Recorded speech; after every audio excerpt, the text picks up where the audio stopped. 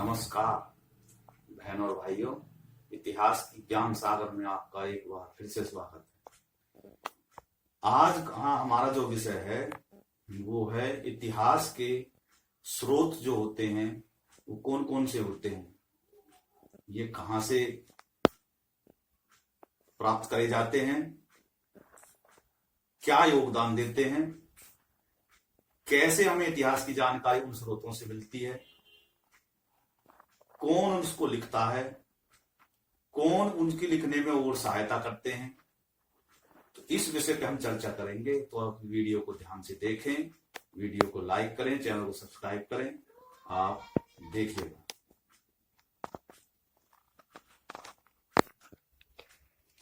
देखिए, पृथ्वी पर इतिहास के स्रोत क्या हैं।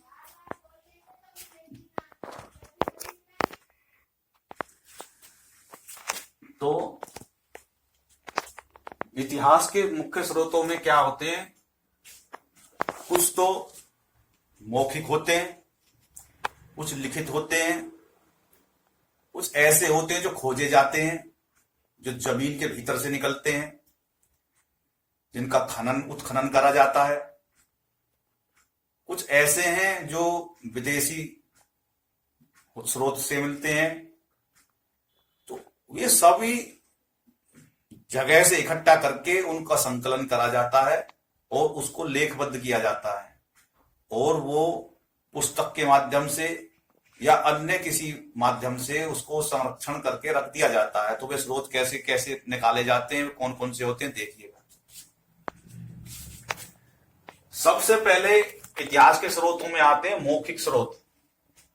मौखिक स्रोतों में वंशावली होती है, और वंशावली किसी वंश के बारे में जानकारी देती है। उस वंशावली में जो पुराने समय के जो भगवान थे, या राजा महाराजा थे, या और कोई समाज के लोग, किसी परिवार के बारे में या और किसी की वंशावली, ये वंश के बारे में जो जानकारी दे। और वंश किसी का भी हो सकता है, राजा का भी हो सकता है, रंक का भी हो सकता है। तो वो वंशावली क्या होती है, मौखिक रूप से मालूम करा जा सकता है और लेखबद्ध भी होती है। हिंदू समाज में गंगा स्थान पे, गंगा जब स्नान के लिए जाते हैं तो वहां पे पंडे बैठे रहते हैं और उनके पास में वंशावली होती है। वो जो भी वहां जाता है उसके वंश के बारे में वो लिखते रहते हैं, कौन मरा, किसके क्या दादा थे, क्या परदादा थे। उसके बारे में होते हैं लोक साहित्य। लोक साहित्य भी ऐसे ही होते हैं, कवियों के माध्यम से, कलाकारों के माध्यम से, जो पुराने समय से चले आ रहे थे, वो अपना साहित्य, लोक साहित्य बनाते थे। और ये मौखिक चलता रहता था। एक गुरु ने शिष्य को सिखाया, शिष्य ने अपने शिष्य को बताया। वो क्या करते थे, गीत के माध्यम से, रागनी के माध्यम से, स्वांग के माध्यम से ये इतिहास के बारे में जानकारी देते रहते थे। तो ये भी जो स्रोतों में गणना करी जाती है, मौखिक स्रोतों में। फिर है भारतीय साहित्य। ये भारतीय, मैं संसार के परिप्रेक्ष्य में कहूं तो उस देश का जिस किसी के साहित्य की जानकारी लेनी है तो उस देश का साहित्य हो सकता है। तो भारतीय इतिहास की जानकारी के भारतीय साहित्य क्या है, वेद एवं इतिहास। इतिहास में क्या होते हैं, पुराण जो होती हैं, उसमें इतिहास की जानकारी होती है। उससे पहले पुराण का मतलब ही है जो पुराना इतिहास है, जो पुराना हो चुका है। और उस पुराण में क्या होता था कि जितने भी उससे पहले लोग हुए हैं उनके बारे में सारी जानकारी पुराणों के माध्यम से, और वो इतिहास की और अन्य जो किताबें हैं उनके माध्यम से जानकारी होती है। तो ये भी इतिहास के स्रोत में आते हैं। और भी अन्य कोई भी साहित्य हो सकता है। साहित्यिक स्रोत और भी होते हैं। जो पुराने भारतीय साहित्यों में क्या होगा, वेद हो गया, और इतिहास की और किताबें होंगी। इसमें रामायण हो गई, महाभारत हो गई आदि।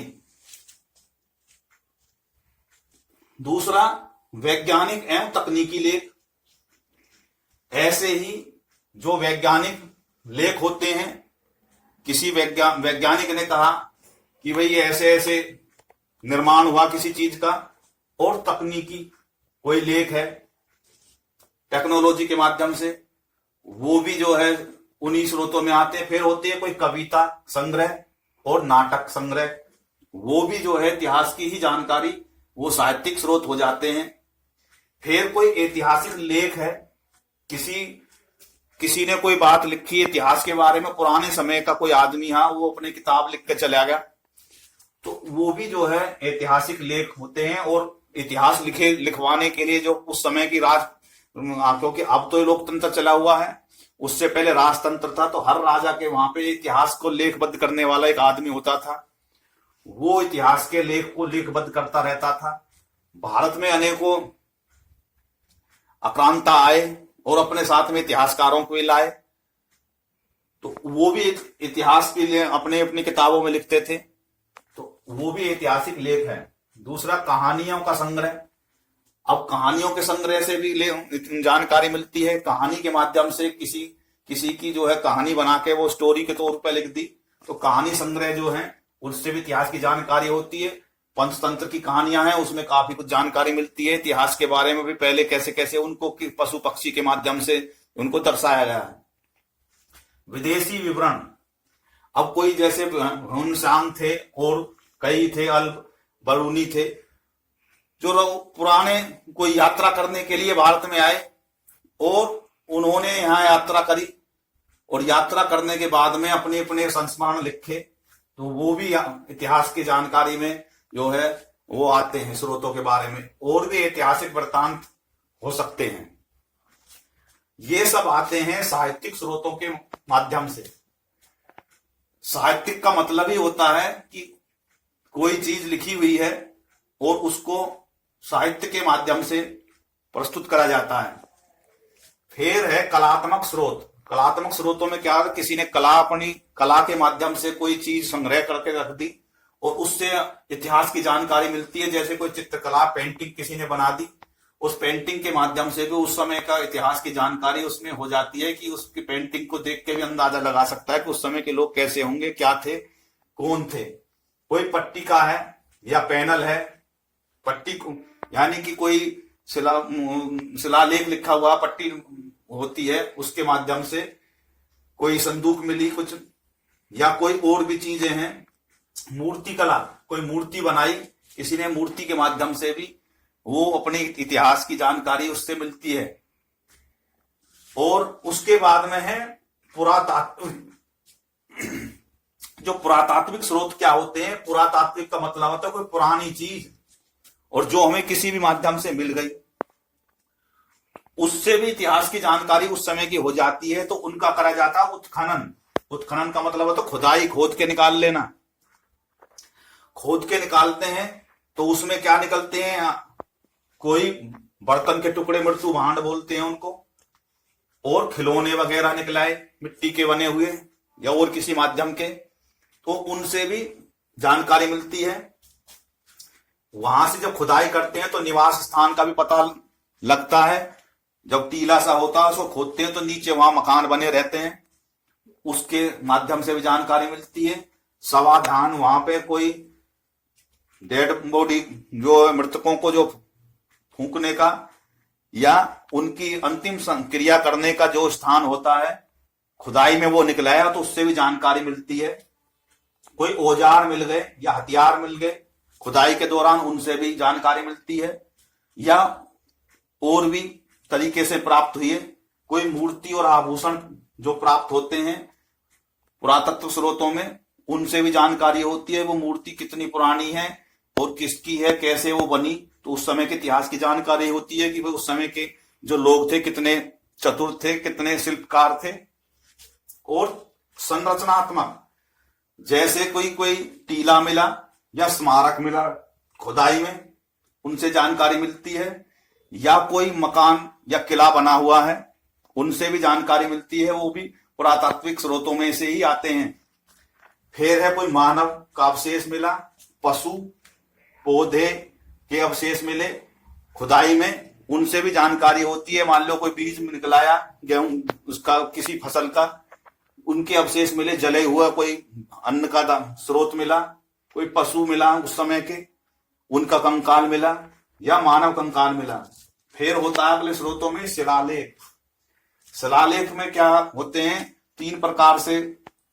शिलालेख तो अपने अलग ही खुद ही स्वयं जानकारी दे देता है कि भाई उस शिलालेख में क्या क्या लिखा हुआ है, उस समय के जिस राजा ने या जिस किसी जो प्रशासक था जिसने वो शिलालेख लिखवाया। शिलालेख का मतलब होता पत्थर पे लिखा हुआ कोई लेख, उसकी लिपि कौन सी थी उसकी जानकारी मिल जाती है उसमें। इस प्रकार से शिलालेख से जानकारी मिलती है उस समय की कानून व्यवस्था कैसी थी, कैसे लोग था, क्या उसमें ऑर्डर लिखा हुआ है।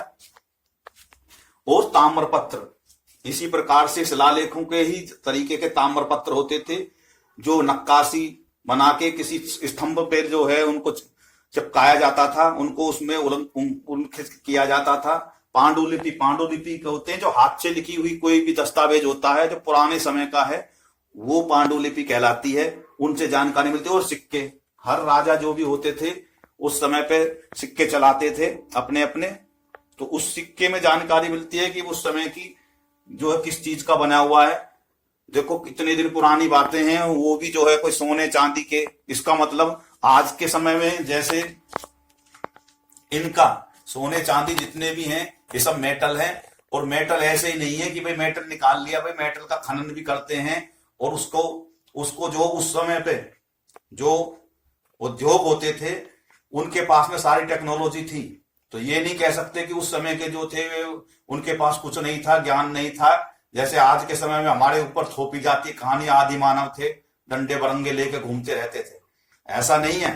जैसे आज का समाज है ऐसे ही समाज हमेशा से रहता आया है, तो ये चलता रहेगी इस सिलसिला। हर कोई अपने अपनी जगह पे ज्ञान को आगे लेके बढ़ाता रहता है। ये होते हैं इतिहास के मुख्य स्रोत, और इनके बाद में इन स्रोतों को से इकट्ठा करके एक आदमी होता है इतिहासकार। इतिहासकार जो होता है वो इन्हीं सब स्रोतों से लेके और इतिहास को लिखने का कार्य लिखता है, उसको इतिहासकार बोलते हैं।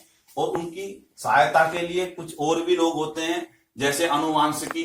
अनुवांशिकी एक का क्या मतलब होता है कि एक आदमी इसके गुण अगली पीढ़ी में किस प्रकार से जाते हैं, इनकी जानकारी जो व्यक्ति देता है उसको अनुवांशिकी बोलते हैं। या वो ये जिस किसी भी तकनीक के माध्यम से या जो भी व्यक्ति इस तरह की जानकारी देता है तो वो भी अनुवांशिकी कहलाती है। ये मेल होते हैं, इस चीज से क्या मेल करा जाता है कि भाई आज में जो गुण आ रहे हैं ये उस समाज में उनके पूर्वजों से आए हुए हैं।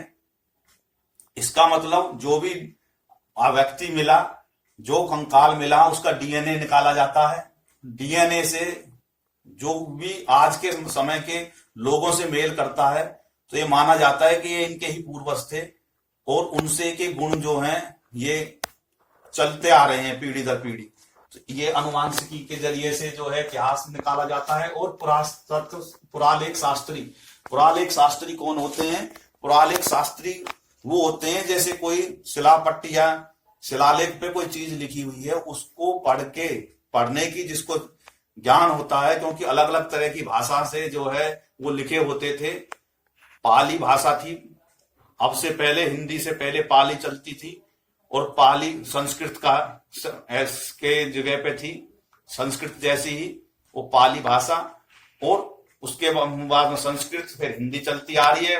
उसके बाद में अंग्रेज आए तो अंग्रेज चल गई, मुसलमान आए यहाँ पे तो उर्दू हिंदी का मेल करके, फारसी का मेल करके वो जो है उर्दू का उन्होंने अपना आगे जन्म जो है उसका निर्माण करा। तो इस हिसाब से आगे ऐसे ही चलता रहा।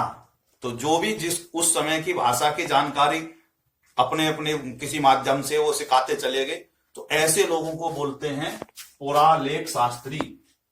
एक होता है भाषा विशेषज्ञ।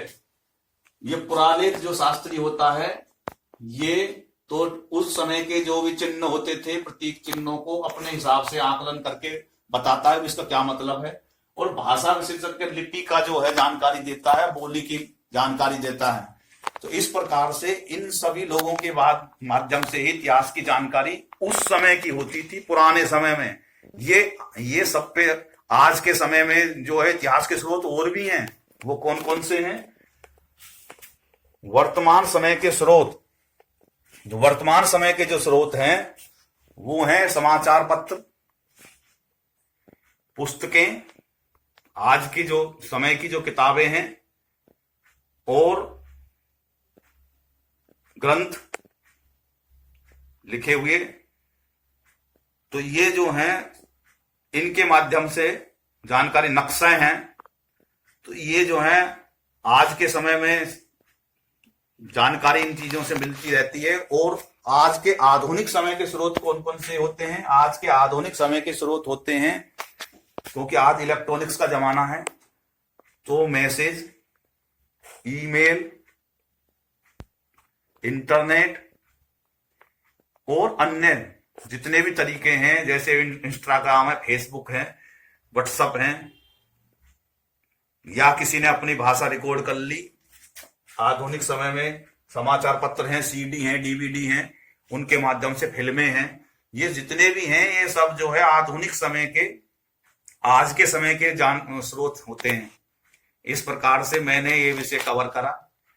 और याद करने का भी ढंग जो है क्या है कि ये लंबा होता है, मौखिक होता है, लिखित होता है, लिखित में साहित्यिक होते हैं, साहित्यिक किसी देश के हो सकते हैं, फिर कलात्मक होते हैं, और कलात्मक में पता ही है कला में क्या, चित्रकला वगैरह और पेंटिंग वगैरह, मूर्ति कला होती है। पुरातात्विक स्रोत होते हैं, पुरातात्विक वो होते हैं जो खोज के निकाले जाएं, पुरानी कोई चीज है वो कहीं से प्राप्त हुई है, तो वे सब जो है इस प्रकार से स्रोत होते हैं।